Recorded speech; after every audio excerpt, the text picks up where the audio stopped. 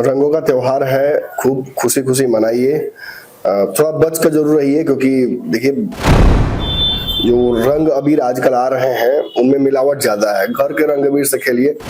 ना मुसलमानों को अपना इबादत छोड़ने की जरूरत है, ना हिंदुओं को अपना एक दिन का त्योहार मनाने से कोई रोक सकता। लेकिन उसके चलते नीतीश कुमार को कैरेक्टरलेस कह देना इस प्रदेश के मुख्यमंत्री को, जिन्होंने महिलाओं को इतना काम किया, ये गलत होगा। भाजपा महाराष्ट्र वाला खेल भी करना चाहती है। भाजपा नीतीश को 2020 के बाद जो सरकार बनी थी उस स्थिति में नहीं डालना चाहती। विजय सिन्हा डायरेक्ट स्ट्रेटजी में है। नीतीश कुमार का नाम आते ही विजय सिन्हा एकदम न्यूट्रल है। चिराग पासवान पॉसिबली पहले नेता है जो इस बात को लेकर मुखर हुए। तो तेजस्वी बहुत अच्छा करने के बावजूद सरकार नहीं बना पाए। नीतीश कुमार ले सकते हैं गठबंधन से, इस बात का डर है। नमस्कार, पंचनामा देख रहे हैं आप, जहां होती है खबरों की चीरफाड़। आज फिर से एक नए खबर की तरफ चलेंगे। होली की सबसे पहले आप तमाम पंचनामा के दर्शकों को बहुत बहुत शुभकामनाएं, बहुत बधाई। हमारे साथ फ्रेम में डॉक्टर साहब भी हैं। सर, होली की बधाई पूरे बिहार वासियों को आपके तरफ से भी एक बार। बिल्कुल, रंगों का त्योहार है, खूब खुशी खुशी मनाइए। थोड़ा बच कर जरूर रहिए, क्योंकि देखिए जो रंग अबीर आजकल आ रहे हैं उनमें मिलावट ज्यादा है। घर के रंग अबीर से खेलिए। कल तो लोजपा कार्यालय में 2-4 गो महानुभाव लोग ऐसा रंग लगा दिया कि मेरा गला बैठ गया है। बहुत कफ सिरप पीने के बाद आज का पंचनामा मैं कर पा रहा हूँ आप लोगों के बीच में। और हल्दी है, उबटन है, दही है, उसको मिलाकर बड़ा बढ़िया मिक्सचर बनता है, उसी से खेलिए। मतलब नेचुरल कलर से खेलिए। नेचुरल कलर से खेलिए, क्या जरूरत है किसी को परेशान करने का। और रही बात हिंदू मुस्लिम एकता के बारे में भी कुछ बोलना पड़ेगा भाई। कितना अच्छा समय है। मैं तो बड़ा सोचता हूँ कि भारत छोड़कर किसी देश में है संभव क्या? बिल्कुल नहीं है। एक तरफ मुसलमान भाई अपना रोजा बना रहे हैं, रमजान का इतना खूबसूरत दिन चल रहा है, सुबह में सहरी कर रहे हैं, फिर दिन भर लोगों से मिलजुल रहे हैं, एक अलग सौहार्दपूर्ण माहौल बना हुआ है। और फिर उसी बीच में होली भी होगा। होली भी है, कल पता नहीं, हाँ, पढ़ा जाएगा। बिल्कुल, जुमे का नमाज भी कल पढ़ा जाएगा। कितना महत्वपूर्ण दिन है। कुछ लोग पता नहीं क्यों उनमें अजीब तरीके का सुलेमानी कीड़ा, उसको शायद बोलता है ना, वो अंदर होता है उनके। वो इतना परेशान करता है उनको कि वो परेशानी अपने तक सीमित नहीं रख पाते हैं। वो बाकी समाज के लोगों को दे देते हैं। इधर भी है, उधर भी है। इधर वाले 2 घंटा रोकने की बात करेंगे, उधर वाले कहेंगे कि तो तुम ही रोक दो अपना। हर साल तो करते हो ना मुसलमानों को अपना इबादत छोड़ने की जरूरत है, ना हिंदुओं को अपना एक दिन का त्योहार मनाने से कोई रोक सकता है। खूब एंजॉय कीजिए। अगर कोई मुसलमान भाई खुलकर रंग लगाने के लिए इच्छुक है, उन्हें रंग लगाइए। और जो चाहते हैं कि ना लगाइए आप उनको रंग, तो हिंदू हो, मुस्लिम हो, स्त्री हो, पुरुष हो या जानवर ही हो, उनकी इस इच्छा का आदर जरूर करना चाहिए। बिल्कुल। होली को जैसे दिवाली एक पवित्र पर्व माना जाता है, उसी तरह से होली भी एक बड़ा पवित्र पर्व है। बिहार सरकार को भी बधाई देना चाहूंगा कि अश्लील गानों को सार्वजनिक रूप से बजाने पर पहली बार इस तरह का प्रतिबंध लगा है। और मैं तो आग्रह करूंगा कि अगर आपके मोहल्ले में आसपास अगर ऐसा कोई कर रहा हो, अश्लील गाना बजा रहा हो या किसी को परेशान कर रहा हो, चाहे वो किसी धर्म, कास्ट या रिलीजन से आता हो, तो तुरंत ही पुलिस को फोन कीजिए, अपने आसपास नजदीकी पुलिस को। एक और आग्रह करूंगा कि देखिए बिहार में संपूर्ण शराबबंदी है, और चूंकि सरकार ने इस फैसले को 2016 में लिया था, तो इसका भी पालन करना बहुत जरूरी है। मुझे पता है कि शराब की खरीद फरोख्त खूब बढ़ गई है, और पिछले हफ्ते भर से पुलिस लगातार प्रयास कर रही है। असंभव है हर खेप को पकड़ पाना, लेकिन आपका स्वास्थ्य आपके पास है। अगर आप बिहार के बाहर हैं, एंजॉय करना चाहते हैं, तो मैं कौन होता हूं रोकने वाला आपको। लेकिन यदि बिहार में है तो डरिए, क्योंकि शराब की जो खेप है वो नकली खेपें आती हैं, और उससे आपके शरीर पर बहुत बुरा प्रभाव पड़ सकता है। कानून के दायरे में रहना हो। बिल्कुल कानून के दायरे में रहिए और खूब एंजॉय कीजिए। अपने परिवारजनों के साथ रहिए महाराज। रोड सड़क पर घूमने की जरूरत क्या है? रोड सड़क पर आइए तो परिवार के साथ आइए, लोगों से मिलने आइए। तो यही मेरी तरफ से होली की एक शुभकामना भी है, बधाई भी है आपको। रंगों का त्योहार जो है वो आपके जीवन में असीमित रंग लेकर आए। थोड़ा स्पीच जैसा लगा होगा, लेकिन चलिए क्या कीजिएगा, आप कमेंट में इतना बोल दीजिएगा, हम वीडियो में बोल दिए तो। चलिए अब थोड़ा टॉपिक की तरफ चलते हैं। सर, चुनावी वर्ष है और होली भी अब पॉलिटिकल हो चुका है धीरे धीरे कहें तो, जिस तरह के कुमार छोड़ गया है राजनीति का, जिस तरह का बयानबाजी। लेकिन कल तो आपने बोला तो मैं प्रसंग छेड़ ही दूं थोड़ा सा। जी जी जी। कल तो मैंने देखा कि फगुनाहट के बिहार पर तगड़ा पढ़ाई हुई थी। मैं सदन में मौजूद था, नीतीश कुमार जी को एकदम अपनी भौजाई को, भाभी को सामने एकदम राबड़ी देवी को एकदम एक से एक भाषा बोल रहे थे। राजद भी देखिए दूसरे को कहते हैं लालू यादव की बुरा न मानो होली है, राबड़ी देवी बुरा मान गई। आज तेजस्वी यादव बुरा माने हुए हैं, रोहिणी देवी सुबह से नीतीश कुमार को कैरेक्टरलेस साबित करने में लगी हुई हैं। ये राबड़ी देवी और नीतीश कुमार के बीच की बात है। नीतीश कुमार ने उनको जिस भाषा में बोला उस भाषा में वो भी उधर से रिटर्न दे सकती हैं। इसमें परिवार के बाकी सदस्यों को पढ़ने की जरूरत नहीं है। सार्वजनिक जीवन में ये चीजें होती हैं। एक तरह से देवर भौजाई का रिश्ता। बिल्कुल बिल्कुल, कोई बिलो द बेल्ट वाली बात नहीं थी। हाँ, भाषाई कर्कशता थी नीतीश कुमार के बयान में, वो लग रहा था। लेकिन उसके चलते नीतीश कुमार को कैरेक्टरलेस कह देना इस प्रदेश के मुख्यमंत्री को, जिन्होंने महिलाओं को इतना काम किया, ये गलत होगा। मैं तो इस परिपाटी के पक्ष में नहीं हूँ। लेकिन फगुनाहट चढ़ी हुई है, सदन में गजब चढ़ा हुआ है, शुरू देवरे भाभी से हुआ। तो चलते थोड़ा टॉपिक के तरफ। सर, पिछले कुछ दिनों से देखा जाए तो दोनों ही गठबंधन में ऊपर नीचे चल रहा है। हम बात कर लें एनडीए गठबंधन की, तो एनडीए गठबंधन में पिछले कुछ दिनों से आप देख रहे हैं कि भारतीय जनता पार्टी और जनता दल यूनाइटेड के बीच में खूब टकराहट हो रही है, चाहे मुद्दा कुछ भी हो। तो क्या फाइनली जो आप लगातार कहते आ रहे हैं कि बिहार को लेकर नरेंद्र मोदी और अमित शाह की अलग अलग रणनीति है, और नीतीश कुमार के वीटो के वजह से अमित शाह को बिहार आने से रोक दिया गया था? ये सच है कि नीतीश कुमार इमीडिएटली भाग न जाए, इसलिए भाजपा अपने हिसाब से नीतीश कुमार को कंफर्ट करने की कोशिश कर रही है। लेकिन ये भी बिल्कुल सच है कि भाजपा के विभिन्न नेताओं के बयानों में विरोधाभास है। निशांत की राजनीतिक एंट्री को लेकर, नीतीश कुमार की सीटों को लेकर, नीतीश के मुख्यमंत्री की कुर्सी पे दावेदारी को लेकर, बड़े भाई छोटे भाई की भूमिका को लेकर बहुत विरोधाभास है, कंफ्यूजन है, बहुत कंफ्यूजन है। आज अश्विनी चौबे और मिथिलेश तिवारी ने स्वागत कर दिया निशांत के आने का। कुछ नेताओं को मैं जानता हूं जो इस बात के आइडिया को ही रिबफ करते हैं, काट देते हैं कि नहीं ऐसा कैसे हो सकता है, हमने नीतीश कुमार को मुख्यमंत्री बनाया, निशांत को थोड़े बनाएंगे, भाजपा के नेता जी। निशांत आए, अपने पिता की लेगेसी संभाले, जदयू संभाले, वो हमारे एनडीए के नेता हो जाएंगे थोड़ी एक दिन रहे।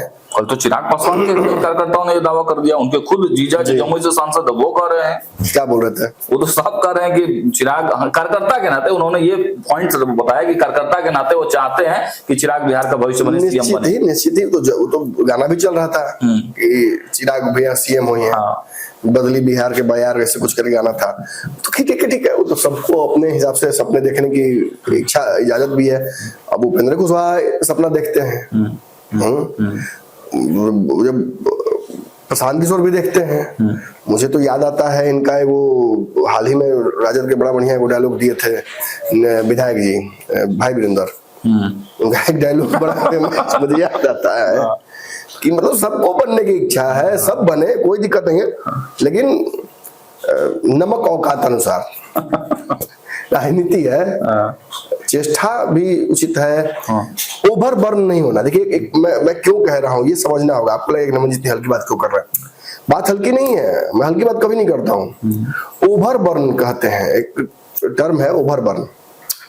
ज्यादा अगर एक ही चुनाव में ताकत लगा दीजिएगा तो ये 4 सीटों पर चुनाव लड़ना प्रशांत किशोर के लिए घातक हुआ ना। बिल्कुल हुआ। मैं ताकत का 100 बार बधाई दे दूंगा, हिम्मत की दाद दूंगा, लेकिन स्ट्रेटेजिक तौर पे ये बहुत बड़ा मिस्टेक था। इसने पार्टी के पूरे स्ट्रक्चर को एक्सपोज कर दिया। आज भी एक बहुत बड़े नेता ने पार्टी छोड़ दी है। हम इसमें बहुत डिटेल में नहीं जाएंगे क्योंकि लोग कहेंगे कि फिर आपको मौका मिल गया तो आप प्रशांत किशोर को रगड़ने लगे हैं। खाली आप मौका तो दीजिए, जो नेता हो सबूत तो भेजिए, बाकी काम मैं कर दूंगा, वो आपको समझ नहीं। कल भी वही देख रहा था कमेंट में, एक भाई लिख रहे थे कि भाई आपने तो राजद से चारा वाला जो आया था सिस्टम, उसमें से कुछ आपका भी एलोकेशन हो गया लगता है। फिर एक आदमी कह रहे थे कि प्रशांत किशोर पर एकाएक नरम क्यों हो गए हैं आप, लग रहा है कुछ चल रहा है आपका। फिर एक आदमी ने कहा कि चिराग पासवान पर आप नहीं कुछ बोल रहे हैं आजकल। फिर एक आदमी ने कहा कि भाजपा से आपको मिला है कुछ, लग रहा है कि भाजपा ठेका दे दी है। भाई सब पार्टियों से दिला रहे हो लेकिन मिल कहीं से नहीं रहा है जी। हम आज भी वहीं बैठे हुए हैं जहां बैठे हुए हैं। यार जोक सपाट। हाँ, टॉपिक पे आते हैं हम। आपने जो जानना चाहा उसका बहुत साधारण सा उसका जवाब है। निश्चित ही दो रणनीतियों के तहत काम हो रहा है बिहार में। भाजपा महाराष्ट्र वाला खेल भी करना चाहती है। भाजपा नीतीश को 2020 के बाद जो सरकार बनी थी उस स्थिति में नहीं डालना चाहती है सहजता में। वो नीतीश कुमार की बातों को मानना भी चाहती है, साथ ही साथ वो एक चुनाव के रिजल्ट को देखकर, पिछले पैटर्न को देखकर, जदयू की स्थिति को देखकर डर भी रही है। नीतीश एसेट है कि लायबिलिटी, ये चुनाव समझा देगा। भाजपा का नीतीश के प्रति जो डर है वो भी कितना जायज है वो भी समझ में आ जाएगा, क्योंकि भाजपा का एक बहुत बड़ा हिस्सा नीतीश कुमार को हटाकर अपना सीएम देने की वकालत लगातार कर रहा है। उसे ये स्थिति अच्छी नहीं लग रही है। जिस तरह से नीतीश कुमार सदन में उठकर कुछ बोलते हैं, काम सारा भाजपा से ही, एक तरह से जो ब्यूरोक्रेट है वो कहते हैं काम तो लगभग भाजपा ही कर रही है, नीतीश कुमार बस टूक देते हैं, कहीं पे कुछ मुहर लगा देते हैं, कहीं रोक देते हैं बातों को। तो निश्चित ही भाजपा चाहती है कि इस कश्मोकश से निकले और खुलकर सरकार चलाने का बिहार में मौका मिले, क्योंकि तेजस्वी यादव तो ये आरोप लगाएंगे ही ना, और विपक्ष, कि आप नीतीश कुमार के 17 साल तक सहयोगी रहे हैं, तो मेजोरिटी ऑफ जो सरकार है वो तो आपने चलाया नीतीश कुमार के साथ। तो आप किसी भी इस बीच में जो काम हुआ है उसका क्रेडिट जब लेंगे, तो जब कुछ बुरा हुआ है बिहार में इस दौरान तो उसका भी क्रेडिट आपको जाता है। अब हम तो बहुत कम समय तक रहे ना, तेजस्वी कहेंगे, चुनाव में ये बोलना भी है उनको। तो निश्चित ही यहाँ पर आकर थोड़ा सा भाजपा फंसती है, और इस असहजता को, इस अनकंफर्टेबल सिचुएशन को भाजपा कैसे डील करे, भाजपा को समझ में नहीं आ रहा है। इसीलिए सम्राट भी कई बार असहज हो जाते हैं। बिल्कुल होते हैं, इसलिए तो देखते हैं आप, कभी हेट कभी लव। नीतीश के प्रति यही भावना भाजपा की रही है। कभी कोई नेता कहता है कि जैसे सम्राट चौधरी हमेशा बोलते हैं ये बात, लेकिन विजय सिन्हा कभी नहीं बोलते हैं। सम्राट चौधरी हमेशा बोलते हैं, उनकी टीम के लोग बोलते हैं कि नीतीश ही मुख्यमंत्री हैं। ये सच है कि सम्राट चौधरी को मौका मिले तो तलकट पाओ तो काटे मुड़ी, लेकिन विजय सिन्हा डायरेक्ट स्ट्रेटजी में है। नीतीश कुमार का नाम आते ही विजय सिन्हा एकदम न्यूट्रल रहते हैं कि अरे तो तय करेंगे लोग, हम क्या करें, हम तो बहुत छोटे आदमी हैं, मिलकर भी नहीं बोलते हैं। हाँ, और मिलकर निश्चित ही अमित शाह की रणनीतियों का हिस्सा बिहार में उस टीम का हिस्सा विजय सिन्हा ही है, विजय सिन्हा ही है। और मोदी वाली टीम में उधर से इनका है सम्राट चौधरी का। तो मतलब नीतीश कुमार की तरफ से या वीटो हटा लिया गया है या फिर भाजपा अब एक्शन में है? देखिए, वीटो की बात नहीं है। जो लोग बीच में नीतीश कुमार का और भाजपा का रिश्ता बनाने में लगे हुए हैं, उसमें संजय झा और ललन सिंह का बड़ा रोल है।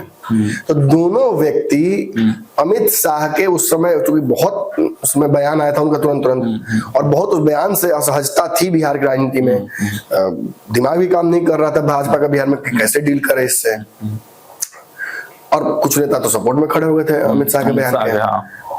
अभी हाल ही में प्रेम कुमार ने भी कहा था। तो आखिर इससे डील कैसे करें? नीतीश भाग जाएंगे नैरेटिव तो चल रहा है। भाजपा कितना इस नैरेटिव के खिलाफ दाव लगाए। पिछली बार भी हुआ था ऐसा, तो भाजपा विश्वास नहीं कर रही थी, भाग गए। अब की भाग जाएंगे तो कौन गारंटी लेगा? और चुनाव के एंड मौके पर अगर भाग जाएंगे तो जो नुकसान महागठबंधन को इस चुनाव में हुआ है वही नुकसान एनडीए को हो जाएगा। 15 वाली स्थिति हो सकती है भाजपा की। हालांकि उतना बुरा स्थिति नहीं होगा, लेकिन भाजपा रिस्क क्यों ले? एक और राज्य जीतना है, एक राज्य और खो नहीं देना है, वरना बिहार एक ऐसा कैटलिस्ट है कि यहाँ से फिर शुरू हो जाएगा एक नया दौर। यहाँ से हारना शुरू करेंगे फिर नया से जितना राज्य है साउथ के गढ़ में, तमिलनाडु में देखा आपने क्या हुआ ना आज। रुपए का सिंबल को है जो एनईपी का विरोध करने में रुपए का सिंबल हटा दिया गया। अब इसका एक नया राजनीति शुरू होगी। अब वहां तमिलनाडु के जो तमिल लिपि है उसमें वहां के रुपए के सिंबल को लोग लगाएंगे। कुछ दिन पहले चल रहा था कि साउथ के लोग हिंदी का विरोध करते हैं, लेकिन नोट पर तो हिंदी लिखा तो उसको पट ले लेते हैं, तो भी मत लीजिए। तो अब उसका जवाब दे दिया उधर से उन्होंने। बिल्कुल। और जो हिंदी बेसिकली एनईपी पे भी ज्यादा विरोध नहीं है, टेक्निकल समझना होगा। मैं तो ऑफलाइन हो रहा हूँ, समझ लीजिए। एनईपी का भी विरोध नहीं है, विरोध हिंदी का ही है वहां भी, हिंदी इम्पोजिशन का, कि आप जबरदस्ती हिंदी में मत थोपिए। इस बात को लेकर वो अड़े हुए हैं। और उन्होंने टेक्निकली उस एनईपी नेशनल एजुकेशन पॉलिसी में जो तमिलनाडु राज्य में हिंदी इम्पोज किया जा रहा है एजुकेशन सिस्टम में, उसी का मेन विरोध है वहां। और उसी में तमिल को मतलब कहीं ना कहीं इम्प्लीमेंट करने के लिए उनका अपना दलील है कि भाई हमारी संस्कृति समाप्त हो जाएगी, अगर हिंदी इम्पोज कीजिएगा हमारे ऊपर तो हमारा तमिल समाप्त हो जाएगा। फिर उसकी भी एक बड़ी हिस्ट्री रही है, लेगेसी है, वो कैसे हम कैरी करेंगे। जी जी, ऐसा हुआ भी है कई जगहों पर। आपने देखा होगा कि अब गांव देहात में भी हिंदी ज्यादा लोग बोलते हैं, भोजपुरी भाषी क्षेत्रों में भी भोजपुरी अब धीरे धीरे कम बोल रहे हैं लोग। और इसी को लेकर कई बार अपने बाबा या कई नेताओं ने भी सदन में भी आवाज उठाई है कि हिंदी को हम बोलचाल की भाषा से आगे बढ़कर राज्य की भाषा के तौर पर ले। लेकिन फिर बहुत तरह की बात आती है, मिथिला का भी एक क्षेत्र है, वहां भी अंग प्रदेश है जहां अंग की भाषा बोली जाती है। तो ये ऐसा मुद्दा है ना जहां जो जल्दी सॉल्व हो नहीं सकता है, और इसका पॉलिटिकल माइलेज रीजनल पार्टियां लेंगी। हाँ, बिल्कुल। जिसको फायदा उसका उठाना है वो तो उठेबे करेगी। और तमिलनाडु एक ऐसा गढ़ है जहां पर भाजपा के लिए फिर मुश्किल एक बड़ा मुंह बाय एक बड़ी समस्या इंतजार कर रही है। तो ऐसे में जब बाकी जगहों पर अभी जाएंगी मणिपुर में, फिर मणिपुर में भी चुनाव होगा, फिर कई जगहों पर चुनाव होगा, तो बिहार टर्निंग पॉइंट ना बन जाए। बिहार से ऐसा ना हो कुछ शुरू हो जाए ऐसा जिसमें फिर नरेंद्र मोदी की उल्टी गिनती शुरू हो जाए, फिर राज्यों से घसकने लगे।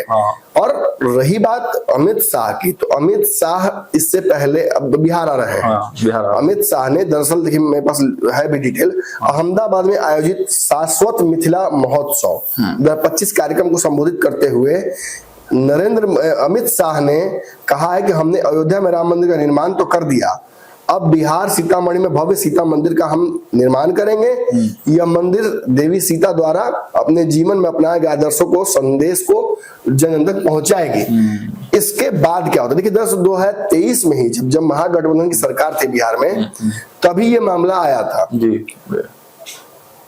जो चिराग पासवान का एजेंडा था चुनावी, उसमें सबसे बड़ा एजेंडा यही था कि वो बार बार इस बात की मांग कर रहे थे कि सीतामढ़ी में माता सीता का सबसे बड़ा भव्य मंदिर बने। चिराग पासवान पॉसिबली पहले नेता है जो इस बात को लेकर मुखर हुए, और लोकसभा चुनाव के दौरान भी ये बोलते रह गए कि आप हमारी सरकार बनवाइए, हम लड़कर यहाँ पर बनवाएंगे, अगर हमें भाजपा लड़ना भी पड़े तो हम लड़ेंगे और बनवाएंगे। और जैसे ही सरकार बनी उसका, चूंकि ये बिहार राज्य का ये स्कीम था सीता मंदिर को डेवलप करना, लेकिन अमित शाह के कह देने के बाद से आप समझ लीजिए कि ये एक नेशनल इशू हो जाएगा। और यहाँ केंद्र सरकार को भी अपना इन्वेस्टमेंट करना पड़ेगा। जदयू ने भी कल डिमांड रख दी है, नीरज कुमार ने, कि जब हमारे फंड से बन ही रहा है सब कुछ, तो केंद्र सरकार भी इसमें सहयोग करे, और वो डिमांड को एक्सेप्ट कर लिया है वर्बली भाजपा ने। अमित शाह क्या करेंगे, अमित शाह आ रहे हैं, इस पूरी रेकी के दौरान वो रहेंगे। अयोध्या से सीतामढ़ी तक 4 लेन रोड बनाने की तैयारी चल रही है, एक्सप्रेस वे। अगर कोई राम जी से मिलने जाए तो वो सीता माता के पास भी जरूर जाए। जैसे आप देखिए कि जहाँ शंकर जी का होता है दरबार, वहाँ आपको दिखेगा कि वहाँ नंदी भगवान और पार्वती दोनों, पार्वती जी का माता का एक होता ही होता है माने मंदिर। उसी तरह से दोनों के बीच में कनेक्शन स्टैब्लिश कर दिया जाएगा। इससे टूरिज्म का एक बड़ा आयाम भी खुलेगा, और लोगों को भी जो आस्था रखते हैं हिंदुत्व में और खासतौर पर राम जी में और सीता माता को मानते हैं, चूंकि राम जी को मानने वाले तो पूरे देश में है, विश्व भर में, लेकिन हम राम वाले नहीं, हम सीता वाले हैं। सीता वाले, हाँ। तो हमारे भी भावनाओं को कहीं ना कहीं अगर मानकर स्वीकार करके ये सर्किट बनाया जाता है तो इससे फायदा एक लार्जर पॉपुलस को होगा। खैर, हैविंग सेड दिस, ये तय है कि इसका राजनीतिक फायदा भाजपा उठाएगी। अमित शाह तो बिहार में डेरा डाल देंगे सर, बनवा के जाएंगे, ये खबर आ रही है कि वो यहाँ लगातार इसी बहाने आते रहेंगे। और वो आएंगे तो 4 दिन 5 दिन 1-1 महीना तक रहने की बात चल रही है। अब याद कीजिए एक बात, 1-1 महीना और लंबे समय तक अमित शाह कहाँ रहे थे? मुंबई चुनाव, जहाँ पिछला उत्तर प्रदेश चुनाव, इस बार आपने दिल्ली चुनाव में देखा, सारी छोटी छोटी बैठकों में अमित शाह खुद बैठते थे। टोला और जो प्रखंड वाले जो कार्यकर्ता थे उनसे बातचीत वो कर रहे थे, मंडल अध्यक्ष से। ये क्या साबित करता है? बहुत बड़ी स्ट्रेटेजी पर, मतलब जो स्ट्रेटेजी जो जीतने वाली स्ट्रेटेजी अन्य राज्यों में जो मतलब फायदा पहले दे चुका है, वही रणनीति। पार्टी जिसके सबसे ज्यादा कार्यकर्ता पूरे देश में है, विश्व भर की सबसे बड़ी पार्टी, वो जब अपने कार्यकर्ताओं तक पहुंचती है और उसके सबसे बड़े नेता अगर पहुंचते हैं एक कार्यकर्ता तक, तो निश्चित ही इसका एक बड़ा इम्पैक्ट पड़ेगा। बिहार एक बहुत टेढ़ी खीर है एनडीए के लिए, खासकर अमित शाह के लिए भी। पिछली बार जब एक बहुत बड़ी बात जान लीजिए, पिछली बार कुछ मुद्दे थे जिन मुद्दों की वजह से 19 और 20 में बिहार में सरकार बनाने में एनडीए को बड़ा आसान हुआ था। एक पाकिस्तान का ही बड़ा मुद्दा था पुलवामा वाला, और उस 19 की जीत का ड्रैगन हुआ था 20 में।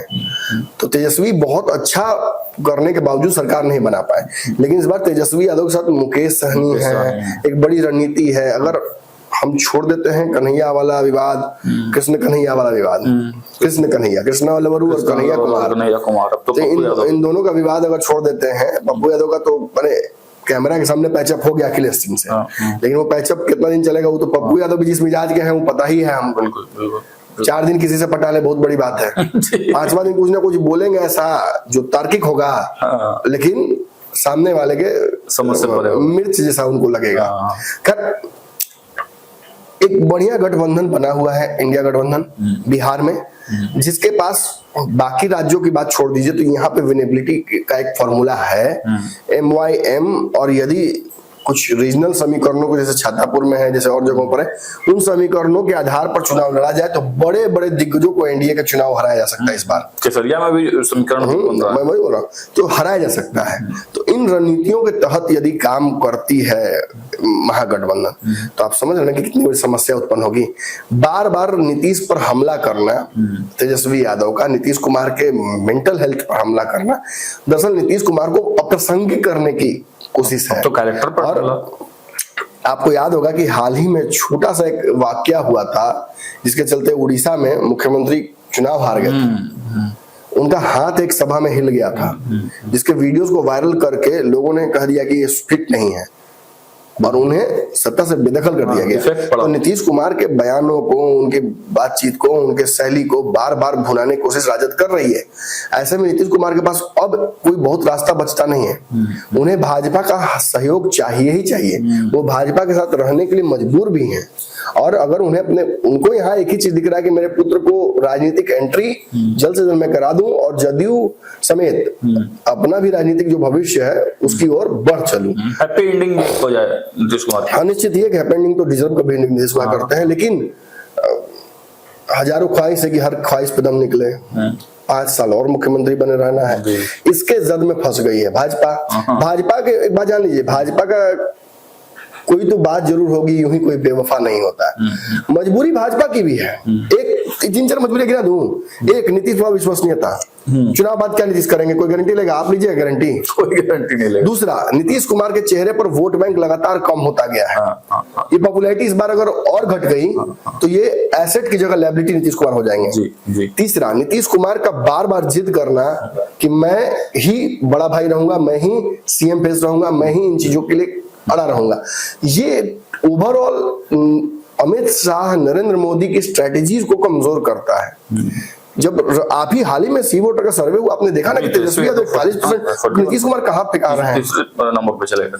तो इसका क्या माने फलसफा है? इसका फलसफा यही है कि नीतीश कुमार अब एसेट नहीं लायबिलिटी होते जा रहे हैं एनडीए के लिए, और उनके चेहरे पर चुनाव लड़ने का मतलब कम से कम इस सर्वे के हिसाब से चुनाव एनडीए हार रही है। तो अगर आप अमित शाह हैं तो क्या आप इसे बैठे बैठे स्वीकार लीजिएगा? बिल्कुल नहीं स्वीकार सकते हैं। आप कई राज्यों में जीत कर यहाँ आए हैं, यहाँ से अब कुछ ऐसा ना शुरू हो जाए कि अरे भाजपा को तो हराना बड़ा आसान है, तेजस्वी से बच्चा हरा दिया। ये बहुत बड़ा मैसेज है। गांव में देखिए, गांव में एक डाकू रहता था, डाकू लोगों को लूटता था। लोग अक्सर डाकू को देखते ही सामान फेंक के वहां से हट जाते थे दूर, कि जान बचा लो भाई, सामान बचाने से कब फर्क नहीं पड़ता है। चूंकि कुख्यात था, फेमस था, वहीं पे किसी कोई गया, उस रास्ते से गुजर रहा था, डाकू नींद में था, व्यक्ति देख लिया डाकू को, बोला कि डाकू तो बहुत छोटा सा है, हाइट छोटा है, इसके पास ना बंदूक है ना कुछ है, बस वाली भोकाल बनाता है, देखा गधे की सवारी करता है, इसमें तो कुछ है ही नहीं ऐसा जिसके चलते मैंने इसको डाकू इसके से डरा जाए, कोई भीड़ भी खास इसके पास नहीं है। वो आदमी गया और जाके गांव में हल्ला उड़ा दिया, कह रहे वो तो एक बीता का ही है, उसका डाकू का कोई वैल्यू है, वैसे डाकू तो कितना घूमता रहता है, उसको तो एक आदमी संभाल लेगा हमारे गाँव का। बस माहौल खराब। सच्चाई है कि जो व्यक्ति उस जगह सोया हुआ था वो डाकू नहीं था, वो ड्रामा का कलाकार था। अच्छा।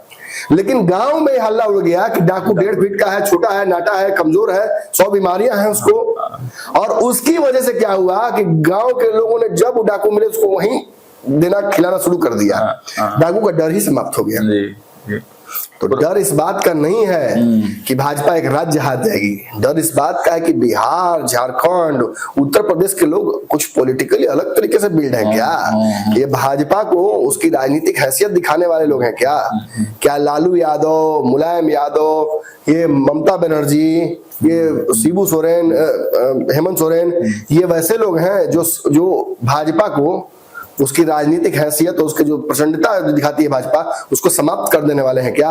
इनमें ये पोटेंशियल है जिसको, जिस तेजस्वी यादव को बचवा कहते हैं सम्राट चौधरी, वो तो अगर तेजस्वी यादव पटक देते हैं, लाल बबुआ कहते हैं, बबुआ कहते हैं, वो पटक देती है तो ये फिर सही में आपने जो बात कही कि कहीं टर्निंग पॉइंट ना बन जाए बिहार, बिल्कुल इसके लिए ये गलती नहीं कर सकती है भाजपा। इसलिए भाजपा को बहुत समझ रहे कितना बुरा स्थिति में फंस गई है।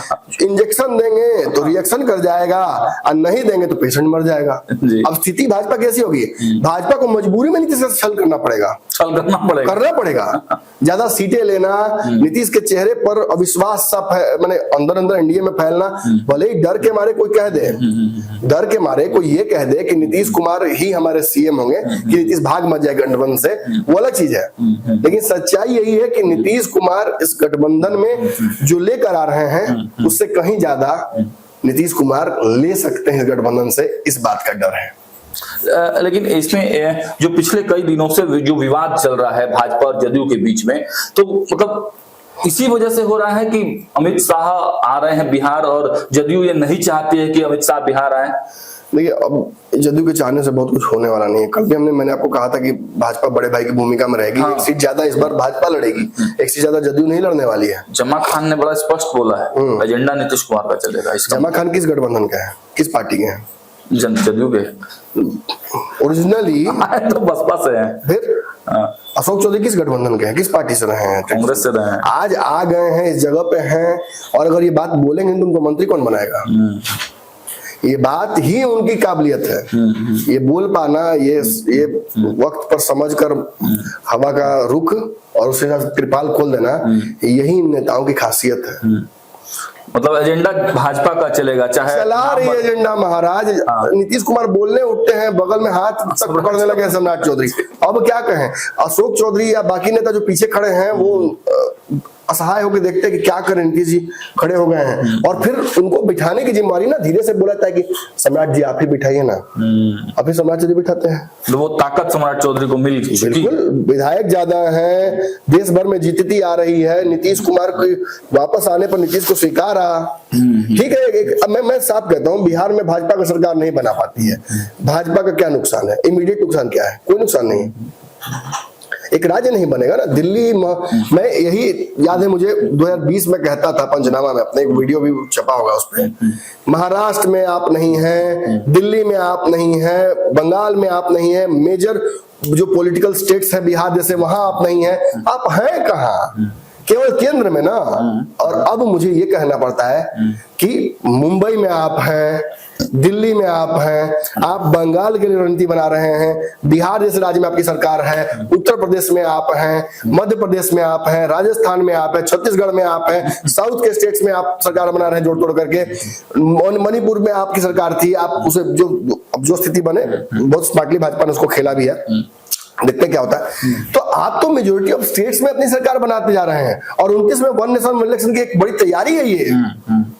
जब राज्यों में हमारी सरकार होगी तभी ना भंग करके सरकार अपनी चलाएंगे। बिल्कुल बिल्कुल, या एक्सटेंशन देंगे। तो मतलब नीतीश को फाइनली निपटाने आ रहे हैं साहब। हाँ यही है, अब जो था यही तक। सीएम बनाने आ रहे हैं भाजपा का।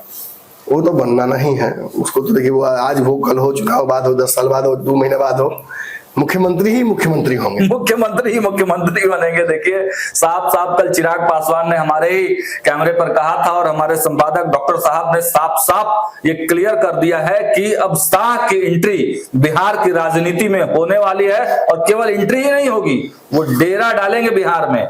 चाहे भले ही वो किसी दूसरे मुद्दे के लिए बिहार आ रहे हो, लेकिन मकसद साफ साफ है, मुख्यमंत्री ही मुख्यमंत्री बनेंगे, नीतीश कुमार को निपटाने और भाजपा का सीएम प्रोजेक्ट करने की तैयारी अब पूरी तरह से भाजपा की ग्रैंड तैयारियां हैं और अमित शाह उसको एग्जीक्यूट करने के लिए बिहार पहुंचने वाले हैं। फिलहाल इस वीडियो में इतना ही। देखते रहिए पंचनामा। बहुत बहुत धन्यवाद।